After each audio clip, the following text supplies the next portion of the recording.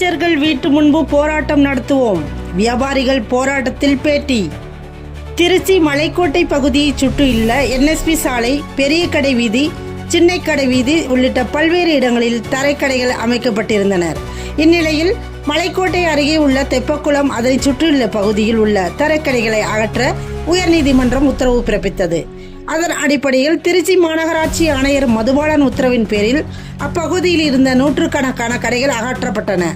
இதனைத் தொடர்ந்து NSP சாலையில் தரைக்கடைகளை வைத்திருப்பவர்களையும் காலி செய்ய சொல்லி அதிகாரிகள் உத்தரவு பிறப்பித்தனர். இதன் அடிப்படையில் வியாபாரிகள் யானைக்குளம் பகுதியில் கடைகள் அமைக்க இடம் தருமாறு கோரிக்கை வைத்திருந்தனர். ஆனால் அதிகாரிகள் வியாபாரிகளின் கோரிக்கையை ஏற்கப்படவில்லை என கூறி பல்வேறு போராட்டங்களில் ஈடுபட்டு வந்தனர். சமீபத்தில் நடந்த தர்ணா போராட்டத்தில் ஒருவர் திடீரென தீக்குளிக்க முயன்ற போது பரபரப்பு ஏற்பட்டது. இதன் சம்பந்தமாக தொடர்ந்து அதிகாரிகளுடன் பேச்சுவார்த்தையில் ஈடுபட்டு வந்தனர்.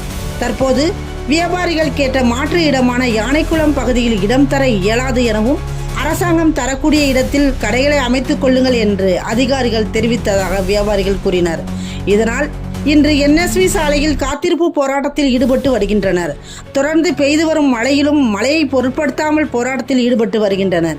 மேலும் வியாபாரிகள் சங்கம் சார்பில் கூறுகையில், அரசாங்கம் சார்பில் தரக்கூடிய இடம் ஆள் நடமாட்டம் இல்லாத இடமாக உள்ளது. ஆகவே எங்களுக்கு யானைக்குளம் பகுதியை கேட்டு கோரிக்கை வைத்திருந்தோம். அந்த கோரிக்கையை அதிகாரிகள் ஏற்காமல் நாங்கள் சொல்லக்கூடிய இடத்திற்கு தான் செல்ல வேண்டும் என கூறி வருகின்றனர். இதனால் தொடர்ச்சியாக நாங்கள் போராட்டம் நடத்தி வருகிறோம். எங்களின் வாழ்வாதாரம் கேள்விக்குறியாகி உள்ளது. இதனால் வியாபாரிகளின் குடும்பத்தார்கள் பாதிக்கப்பட்டுள்ளன. இது போன்ற சூழ்நிலையிலும் எங்களை அமைச்சர்கள் யாரும் இதுவரை சந்திக்கவில்லை, எங்களின் குறைகளை கேட்கவில்லை. ஆனால் தேர்தல் நேரத்தில் மட்டும் ஓட்டு வாங்குவதற்கு வருகின்றனர். வியாபாரிகளை சந்தித்து குறைகளை கேட்கவில்லை என்றால் நாங்கள் அறிவித்தது போல் அமைச்சர்கள் வீட்டு முன்பு போராட்டத்தில் ஈடுபடுவோம் என தெரிவித்துக் கொள்கிறோம் என்று தெரிவித்தனர். இந்த போராட்டத்தால் அங்கு போலீசார்கள் பாதுகாப்பு பணியில் ஈடுபட்டு வருகின்றனர். தொடர் போராட்டத்தால் அப்பகுதி முழுவதும் பரபரப்பாக காணப்படுகிறது.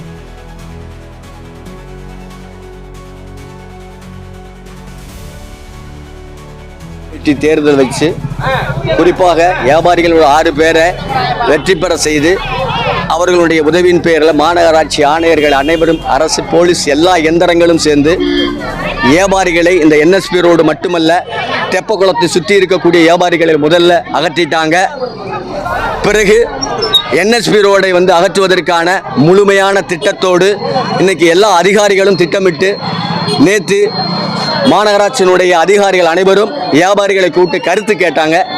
கருத்துக்கள் வியாபாரிகள் அனைவருமே ஒருமித்த குரலுட நாங்கள் யாவரும் NSP ரோட்டில் இருந்து வெளியே போக மாட்டோம், எங்களை நாங்களே ஒழுங்குபடுத்திக்கிறோம், போக்குவரத்துக்கு இடையூறு இல்லாமல், முதலாளிகளுக்கு இடையூறு இல்லாமல் நாங்கள் கடை நடத்திக்கிறோம்னு சொல்லி கெஞ்சி கூத்தாடி குரலை எங்களை தாழ்த்தி கொண்டு அதிகாரியிடம் நாங்கள் கெஞ்சி மாறாடினோம். கடைசியில் அதிகாரிகள் என்ன சொன்னார்கள்னு சொன்னால், இதையெல்லாம் ஏதோ செவிடங்காதில் ஊதிய சங்கை போல கேட்டுவிட்டு 2 நாளையில் கடை சாத்திடுறோம், வியாபாரிகளை அப்புறப்படுத்துகிறோம், நீங்கள் ஒரு இடத்த பார்த்துக்கங்க, தயாராக இருங்க, நீங்கள் இடத்த செலக்ட் பண்ணிக்கங்க அப்படின்னு சொல்லி ஒரு கேவலமான பேசி அனுப்புவதை போல வியாபாரிகளை வெளியில் அனுப்பிட்டாங்க. வேற இந்த வியாபாரிகளுக்கு வேற ஒன்றும் தெரியாது இந்த போராட்டத்தை தவிர.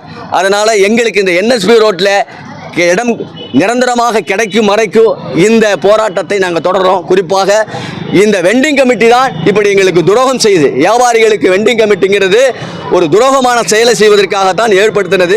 இதை மக்கள் மத்தியிலும் வியாபாரிகள் மத்தியிலும் நாங்கள் அம்பலப்படுத்துகிறோம். எங்களுடைய போராட்டம் குறிப்பாக NSP ரோடு அந்த மெயின் வளைவு கேட்டில் இருக்கக்கூடிய வியாபாரிகளுக்கு அதே இடத்தில் அமர்த்தி கொடுக்க வேண்டும் என்ற கோரிக்கை வலியுறுத்தி தொடர் உண்ணாவிரத போராட்டத்தை நாங்கள் அறிவிச்சிருக்கிறோம். நிச்சயமாக இதில் 2இல் 1 ஏதாவது கிடைக்கும் வரைக்கும் இந்த போராட்டம் தொடரும். அதிகாரிகள் எங்களிடம் ஏதாவது எங்களுக்கு ஒரு சரியான நல்ல பதிலை சொல்லும் வரை நாங்கள் இந்த போராட்டத்தை தொடருவோம். புதிய ஜனநாயக தொழிலாளர்களுடைய மாவட்ட செயலாளர் தோழர் ஜீவா. நீதிமன்ற உத்தரவு என்பது இந்த NSP ரோட்டுக்கு இல்லை, குறிப்பாக தெப்பக்குளத்துக்கு மட்டும்தான் இருக்குது. அந்த உத்தரவை வச்சுக்கிட்டு இங்கே வெண்டிங் கமிட்டிக்கு எல்லா அதிகாரம் இருக்குன்னு சொல்லிட்டு கையெழுத்தை போட்டுட்டு, கையெழுத்து இன்னும் போடல, வெண்டிங் கமிட்டி பேசி தீர்த்துக்கலான்னு தான் சொல்லியிருக்கிறாங்க. அந்த அடிப்படையில் எங்களை மிரட்டிக்கிட்டே இருக்கிறாங்க. எந்த ஆர்டரையும் கையில் கொடுங்கன்னு சொன்னால் கொடுக்க மாட்டேங்கிறாங்க, காட்ட மாட்டேங்கிறாங்க. ஆனால் NSP ரோட்டில் இருக்கவங்களை காலி பண்ணுன்னு சொல்லிட்டு குறிப்பாக சாரதாஸ் போன்ற மங்கள் போன்ற முதலாளிகளுக்காகத்தான் சேவை செய்கிறாங்க. அமைச்சரும் இதுவரைக்கும் எங்களை பார்க்கவும் இல்லை, கேட்கவே இல்லை.